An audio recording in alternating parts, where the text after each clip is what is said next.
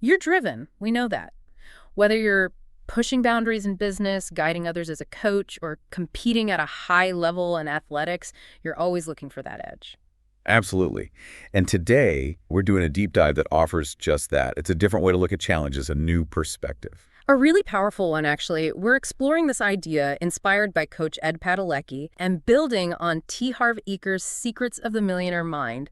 It's about reframing problems. Exactly. It's not about the problem's inherent size, so to speak, but about the size of your response, your capacity. So the mission for this deep dive, to really get under the hood of this framework, understand it, and more importantly, figure out how you, as a high performer, can use it now. Right. To build resilience, to be more effective when things inevitably get tough. Okay, let's dive right in then. This concept of size. What does Coach Padalecki actually mean by that? Well, Coach P uses this scale. A size 1 problem might be something minor, getting stuck in traffic, a small delay. Annoying, but small. Okay, simple inconvenience. Then you have maybe a size 5, something more significant. And then a size 10 represents a really major challenge. A big life event, maybe a huge professional setback. That gives us a scale, but the crucial part, as I'm getting it, isn't the problem's objective label, right? It's our internal size. Precisely. It's Yeah. about your capacity, your mindset in that moment. That's what dictates how you experience it and how you respond. Coach Padalecki really emphasizes this, drawing from Eker's principles. So the same event can floor one person. And another person navigates it with, well, relative calm. Depends on how big you were being in that moment. Coach Padalecki uses a workplace example, but let's translate this. How about for business leaders? A really common one. A major client suddenly pulls out. Big deal. Huge deal. Yeah. Okay, so someone responding at what we're calling size 1, they might panic. Right. Blame game starts. Instantly. Blame, feeling like a failure, maybe making hasty reactive decisions that don't help. And size 3? A bit better, but Maybe less panic, but still a lot of frustration.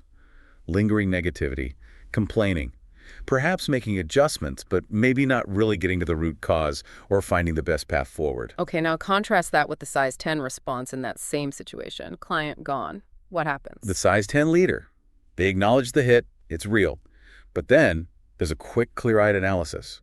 Why did this happen? What can we learn? Less emotion, more data. Exactly. And an immediate pivot. What are the new opportunities? How do we mitigate the damage?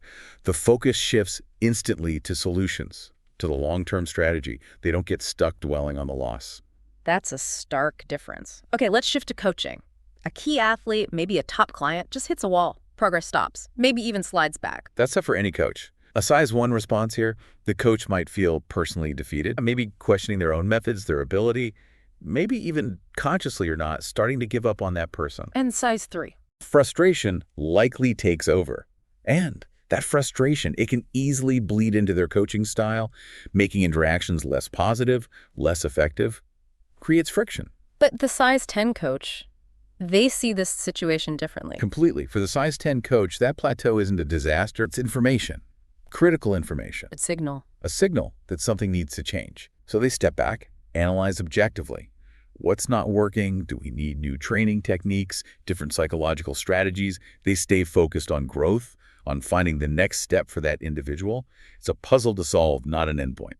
Okay, one more scenario for the athletes listening. An unexpected, maybe even crushing loss, or perhaps a significant injury happens. Right. Size 1 athlete response could be utter defeat. Motivation just evaporates. Size 3, maybe they don't quit, but they get stuck on the negative. That loss, that injury, it just looms over everything, poisoning their mindset, affecting their training. And the size 10 athlete, how do they handle that same blow? Assess, adapt, learn. They look realistically at the loss or the injury. What needs to change in training?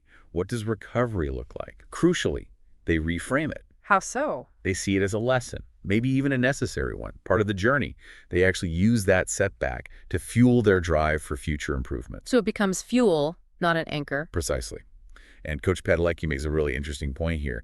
The ultimate goal is maybe even to stop seeing these things as problems at all. That's the highest level. Okay, this is compelling. So the big question then is, how do we actually do that? How do we cultivate and operate from that size 10 perspective more consistently? What are the practical steps? Coach P offers some really actionable advice. The first one is about consciously reframing challenges. Actively changing your interpretation. Yes. Instead of hitting an obstacle and seeing a dead end, You train yourself to see it as a chance to learn something, to evolve. Ask yourself that question Coach P suggests, how would my best self handle this? I like that. It shifts the focus immediately. It does, because what might feel overwhelming to a smaller version of you, that same challenge can actually energize the size 10 version. It's like cognitive reappraisal in psychology. You choose the meaning. That reframing piece feels key.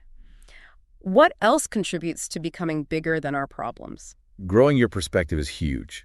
Coach Padalecki talks about this when you have a really strong, compelling vision, big long-term goals. The small stuff shrinks. Exactly. The daily annoyances, the minor setbacks, they just don't have the same power to derail you.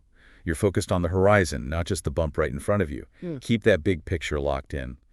It's about maintaining that internal locus of control. Right. It provides context, stability, an anchor. Well, very good way to put it. And third, it's about learning to thrive under pressure. Not just survive it, but thrive. Yes. As Coach P points out, the size 10 self doesn't just endure challenges, they use them. They actively leverage adversity for growth. How does that work in practice? It's adopting that mindset. This setback is actually a setup. It's preparing me, teaching me something I need for future success.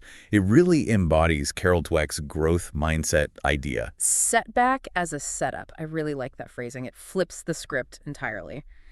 Is there a final piece of advice from Coach Padalecki on how to get there? Yes, and it's maybe the most encouraging one.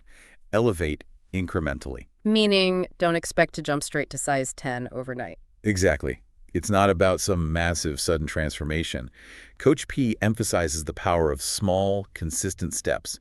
Just aim to be +1, a little bit better today than yesterday in how you respond. Little improvements add up. They compound. Over time, these small daily elevations in perspective and response build into significant growth in your overall capacity.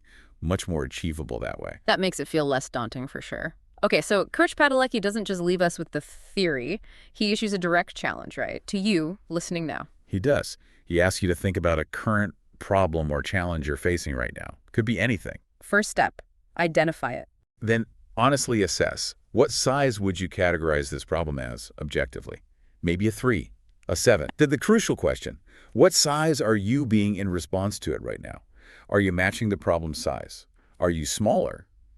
Or are you rising above it? That requires some real honesty. It does. And finally, the action step.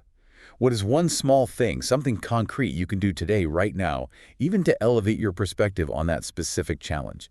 Just one thing. Those are really powerful prompts for self-reflection, and it brings us back to the core message, doesn't it? It does. As Coach Padalecki really hammers home, the goal isn't some fantasy of a problem-free life. That's not realistic, especially for high achievers. No, challenges are part of the game. The goal is to grow yourself, to build that inner capacity, that resilience, so that the problems you inevitably face just don't hold the same power over you anymore. You outgrow them. Your response becomes the defining element. Exactly. That's the key takeaway from this deep dive. Remember Coach Padalecki's central idea. It's not the obstacles in your business, your coaching, your sport that ultimately determine the impact. It's the size, the quality, the effectiveness of your response. So as you go about your day, maybe try it. Consciously apply the size 10 lens to whatever situations arise. See how it feels. And maybe chew on this final thought, building on Coach P's line. Problems don't define you. How you respond to them does. If that's true, if your response is what truly defines you, what kind of size do you want to be known for? How would consistently showing up as that size 10 version fundamentally alter your path, your results? Something to think about. Thanks for joining us for this deep dive. We hope this gives you some food for thought as you continue on your journey.